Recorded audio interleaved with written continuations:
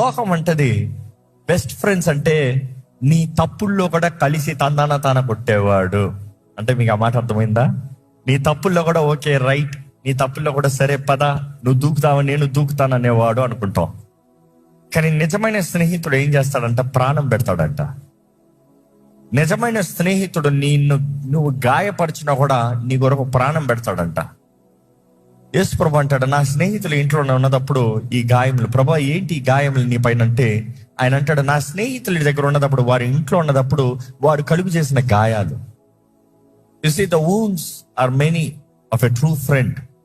కానీ నిజ స్నేహితుడు ఒక స్నేహితుడు తన స్నేహితుడు తప్పు చేస్తా ఉంటే తప్పును అంగీకరించేవాడు కాదు. నిజంగా ప్రేమించే వ్యక్తి, స్నేహం కలిగిన వ్యక్తి తప్పు మార్గంలో వెళ్తున్న వాడిని బయటికి తీసుకొస్తాం. తప్పు మార్గంలో ఉన్నవాడికి అయ్యో బుద్ధి చెప్పేవాడు. ఎందుకంటే తప్పు చేసేవాడు స్నేహితులు